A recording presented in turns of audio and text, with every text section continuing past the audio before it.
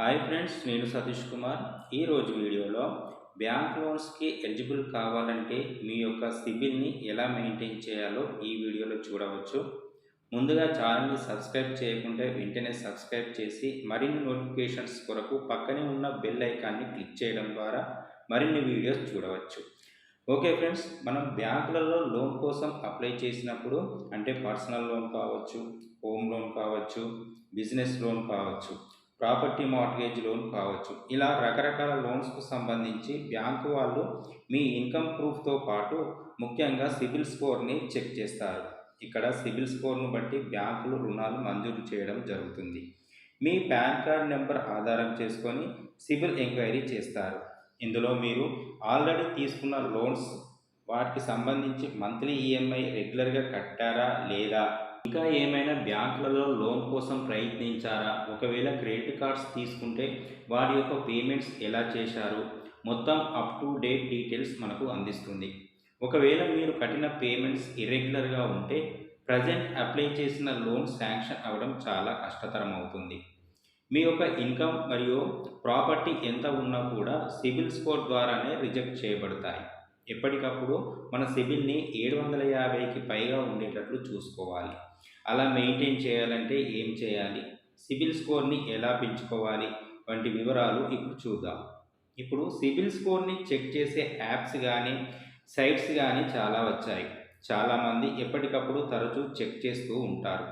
అలా చెక్ చేయకూడదు. దీనివల్ల మీ సిబిల్ పడిపోయే అవకాశం ఎక్కువగా ఉంటుంది. ప్రతి 2 నెలలు 3 నెలలకు ఒకసారి మాత్రమే చెక్ చేసుకోవాలి.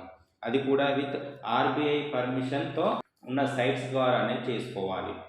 అలాగే తరచూ ప్రైవేట్ లోన్ యాప్స్ ద్వారా లోన్ కోసం అప్లై చేసి శాంక్షన్ కాకపోతే మరో యాప్కి వెళ్ళి అప్లై చేయడం ద్వారా కూడా మీ యొక్క సిబిల్ని తరచూ వాళ్ళు చూస్తారు. అలా చూడడం ద్వారా కూడా స్కోర్ బాగా పడిపోతుంది.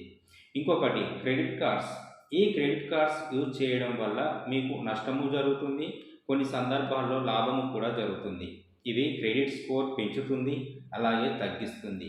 ఇది సిబిల్లో మెయిన్ రోల్ పోషిస్తుంది. మీకు ఏదైనా బ్యాంకుకి సంబంధించి క్రెడిట్ కార్డ్ ఉందనుకోండి, దాన్ని మెయింటైన్ చేసే విధానం ద్వారా మనం క్రెడిట్ స్కోర్ పెంచుకోవచ్చు. క్రెడిట్ కార్డ్ బ్యాలెన్స్ని మర్చెంట్స్ ఆన్లైన్ షాపింగ్ మాత్రమే యూజ్ చేయాలి.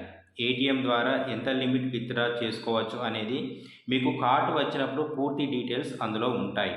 అంతవరకే విత్డ్రా చేసుకోవాలి. అంతకు మించి విత్డ్రా చేస్తే అనవసరమైన ఛార్జెస్, జీఎస్టీ, సర్వీస్ ట్యాక్సెస్ వేస్తారు. ఇక ఇల్లు గుల్లైనట్టే. అలా కాకుండా చూసుకోవాలి. మీరు వాడుకున్న అమౌంట్ డ్యూ డేట్ కంటే 2 రోజుల ముందే పేమెంట్ చేసుకునేలా ప్లాన్ చేసుకోవాలి. ఎందుకంటే ఒక్కొక్కసారి పేమెంట్స్ అప్డేట్ కావు, లేటుగా అవుతూ ఉంటుంది. మీరు యూజ్ చేసిన అమౌంట్ ఒక్కొక్కసారి పేమెంట్ చేయలేక చాలామంది మినిమం అమౌంట్ పే చేస్తూ ఉంటారు. దానివల్ల అధిక ఛార్జీలు పడడమే కాకుండా క్రెడిట్ స్కోర్ తగ్గే అవకాశం చాలా ఎక్కువగా ఉంటుంది. అలా చేయకూడదు. సాధ్యమైనంత వరకు మొత్తం పే చేసి అవసరం అనుకుంటే 2-3 రోజులలో మళ్ళీ యూజ్ చేసుకోవచ్చు. దానివల్ల మీకు ఎలాంటి ఛార్జీలు పడవు. క్రెడిట్ స్కోర్ కూడా మెరుగుపడుతుంది. అలాగే మీకు పాత ఈఎంఐస్ ఏమైనా ఉంటే రెగ్యులర్గా చెక్ పాస్ అయ్యే విధంగా ప్లాన్ చేసుకోవాలి.